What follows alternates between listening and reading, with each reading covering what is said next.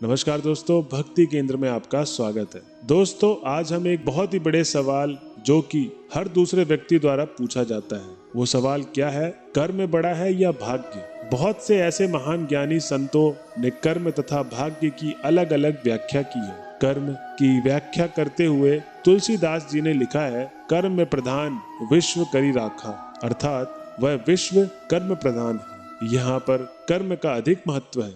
भगवत गीता में श्री कृष्ण ने कर्म की महिमा बताते हुए कहा है कि जो व्यक्ति कर्म करता है वह मुझे प्रिय है, किंतु कुछ सज्जनों जैसे कबीर दास जी आदि जो भाग्य में विश्वास रखते हैं, उनका कहना है कि जो भाग्य में है उससे अधिक कुछ नहीं मिल सकता।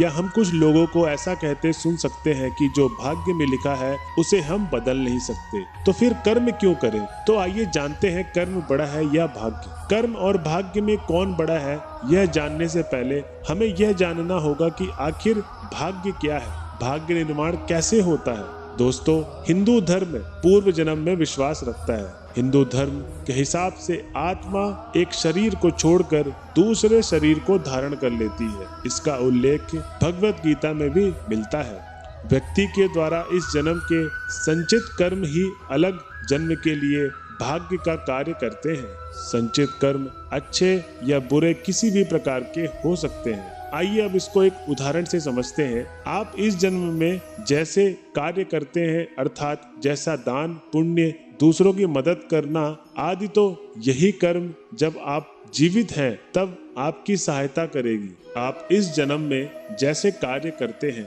अर्थात उसके जैसे दान पुण्य, दूसरों की मदद करना आदि, तो यही कर्म है। जब आप जीवित हैं तब तक तो आपकी सहायता करेंगे ही। और जो बचे हुए कर्म हैं, यदि आप मृत्यु को प्राप्त होकर अगले जन्म को प्राप्त करते हैं, तो जो कर्म का फल आपको इस जन्म में नहीं मिल पाया, वह कर्मों का फल या संचित कर्म आपके अगले जन्म के लिए भाग्य का कार्य करते हैं। यदि आपके संचित कर्म अच्छे थे, आपका भाग्य अच्छा है, और यदि आपके संचित कर्म बुरे थे तो आपका भाग्य भी बुरा होता है। तो कर्म क्या है? व्यक्ति की हर एक गतिविधि कहलाती है कर्म। व्यक्ति का सोचना, खाना, कार्य करना, किसी के लिए अच्छा करना या बुरा करना, वह कर्म कहलाता है। भगवत गीता के अनुसार कर्म बड़ा है या भाग्य, उसे समझने के लिए सबसे पहले हम आपको एक कहानी सुनाते हैं। एक विद्यालय में दो विद्यार्थी अजय और विजय पढ़ाई करते थे। अजय बहुत मेहनती था। वह अच्छे से पढ़ाई करने के बाद भी कक्षा में प्रथम स्थान प्राप्त करने में असमर्थ रहता था, जबकि विजय नकल करके पास होने व भाग्य में विश्वास रखने वाला विद्यार्थी था। अजय और विजय धीरे धीरे अच्छे दोस्त बन गए। अजय भी मेहनत के स्थान पर भाग्य में विश्वास करने लगा, किंतु जब परीक्षा हुई तो अजय विजय के जैसे नकल नहीं कर पाया और वह फेल हो गया। जब उनके अध्यापक को इस बात का पता चला कि अजय फेल हो गया, तब अध्यापक ने उन्हें समझाया कि क्या तुमने कभी बैंक के लॉकर का इस्तेमाल किया है? बैंक लॉकर दो चाबियों की मदद से खुलता है। एक चाबी उपभोक्ता के पास होती है तथा दूसरी चाबी बैंक के मैनेजर के पास होती है। ठीक इसी प्रकार हमारा भी जीवन दो चाबियों अर्थात भाग्य तथा कर्म की चाबी पर निर्भर होता है, तथा बैंक मैनेजर की भूमिका ईश्वर अर्थात भगवान निभाता है। हमें अपने जीवन में अपने कर्म रूपी चाबी का इस्तेमाल करते रहना चाहिए।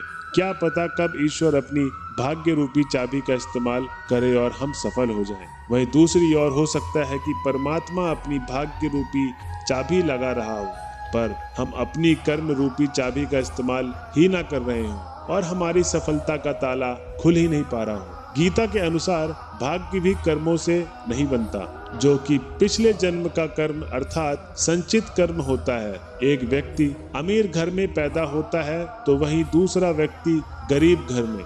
यह सब उसके पिछले जन्म के कर्म के आधार पर ही तय होता है। भगवत गीता के अनुसार कर्म का फल तो मिलता ही है, तो आप समझ ही गए होंगे कि कर्म तथा भाग्य साथ साथ चलते हैं, एक के बिना दूसरा महत्वहीन है। इसलिए कर्म और भाग्य दोनों का जीवन में होना बहुत जरूरी है। मैं आशा करता हूँ कि जो भी मैंने आज बताया आपको कर्म और भाग्य के बारे में, आप उससे संतुष्ट हुए होंगे। हमारी वीडियो आपको कैसी लगी प्लीज हमें कमेंट बॉक्स में बताएं और हमारे चैनल को सब्सक्राइब करें। धन्यवाद।